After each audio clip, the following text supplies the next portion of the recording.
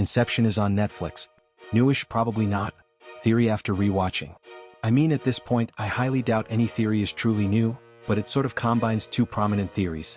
That first one is Cobb's reality is a dream, so he's still dreaming at the end of the movie, and that second one is Cobb is the one who Inception is being performed on. Then it adds a third clue that hit me after I rewatched the movie for a second time, as I realized it is a major plot hole, something too big to be a slip-up by Nolan. I googled it and discovered that it's definitely been discussed before, but I don't think people put enough emphasis on it.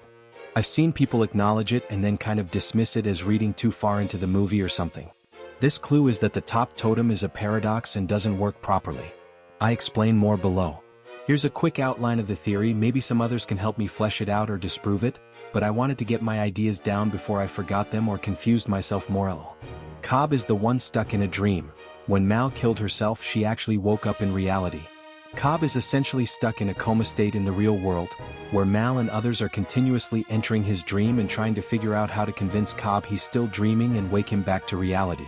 The reason Mal can't just enter back into his first-level dream and tell Cobb he's still dreaming is because he's in denial, and he has to convince himself that he's still dreaming on his own, essentially the whole point of the movie. They need to perform Inception on him to convince him he's still dreaming.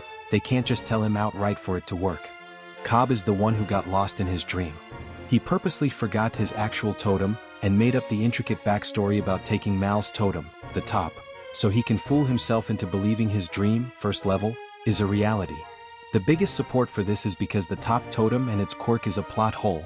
A totem should be unique in real life, so when it behaves normally in a dream, the dreamer will know it's a dream. The idea is that if someone else is trying to convince you a dream is reality, they won't know what is unique about your totem, or what it even is, so they would naturally make objects, including your unknown totem, act normally in a dream. A top would normally fall down eventually, so if a spinning top was actually going to be a totem, it should spin perpetually in real life, or at least an abnormally long amount of time, so when it topples after a normal amount of time in a dream, the dreamer will know they're dreaming. As it is, the top is pointless as a totem, since if it topples, Cobb will think he is in reality. In reality, the top would fall, but in a dream, another architect would also make the top fall, so Cobb will always be convinced he is in reality. The top works antithetical as it should, which suggests that Cobb's reality is actually a dream, and he created the top totem as part of his fantasy because he subconsciously wants to believe his dream is reality. Adrian and Saito were hired/involved for two reasons. First reason, to perform Inception on Cobb.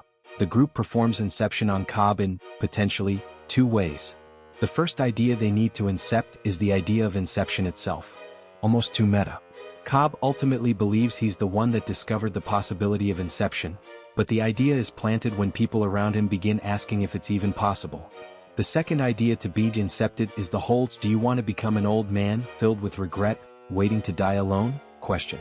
It's said 3 times in the movie. The first time Saito says it to Cobb, the second time Cobb finishes the sentence after Saito starts it, and the last time when Cobb is rescuing Saito from limbo. You can see Cobb have an epiphany when he says it himself, showing that the Inception has worked as the idea has manifested in his own subconscious.